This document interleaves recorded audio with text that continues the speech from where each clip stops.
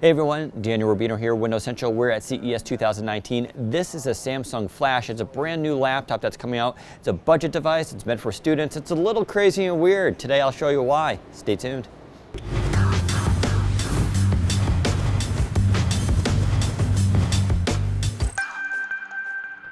All right, before we get started, let's talk about the design of this thing because it's a little weird, and Samsung's being upfront. They're saying it's an experimental device. They want to see if it takes with people, and it starts here with this outside, which definitely looks a lot different, and it even has sort of a texture to it and sort of a theme with this device too. When you run your hand over it, it just feels a little kind of strange.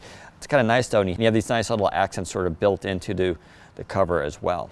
All right, now looking at the left-hand side, you still have a full HDMI port, USB, legacy Type A port, and yes, it's a USB Type C, but no, it is not Thunderbolt 3. Don't forget, this is a budget device, so you won't be able to have Thunderbolt 3 on it.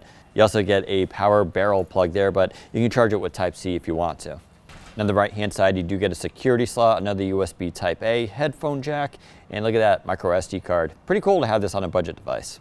Opening up the device, and well, nothing too crazy here. You get a pretty normal display, not the world's thinnest bezels, but also not too thick either. Web camera on top, that is a full HD display. It's a pretty good display too, not quite as good as the Pro line, but it gets the job done. It is non-touch too, so this is just a standard laptop. Now things get a little crazy here with this keyboard design. Check this out. We have like, what are squircles, I guess you can call them. It's a new design. Samsung said they did a lot of research here, and that consumers actually really like the look and feel of this. And it actually has a really good tactile feel. In fact, everyone here at this event has been pretty impressed with typing on this device and the way it feels. So it's definitely unique. I do enjoy typing on this, and I think a lot of people will too. You should also notice here there is a fingerprint reader, which again, when I mentioned the price point of this device, it's going to be really impressive. But yeah, you get Windows Hello login there with this fingerprint reader.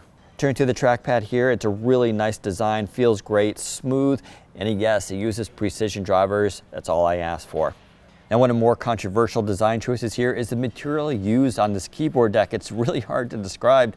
I'll just say it's textured and it feels kind of like pavement almost. It's a little weird. I actually really enjoy it, but I also can see how this would be divisive, and I can see how some people would really not like it at all. But it does give it a little bit of a grip, and it feels nice. It's not cold like metal. Instead of it's a little bit more warm.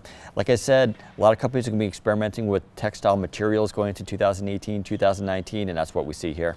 All right, so now this is a budget PC, so we're talking $350, which actually is pretty great for what you're getting here. Now, you do have some trade-offs, so it does have a Celeron processor, an N4000 specifically, but I actually didn't mind the way it felt so far on this. It also has 4 gigabytes of RAM, which I know a lot of you will cringe at, but hey, it is what it is. But overall, to me, it feels really nice to use, and for students and people who need a low-cost laptop, well, I think this is a very interesting choice. Now, there's no date yet for the availability of this, but we can expect it here in early 2019, so we'll give you that later on.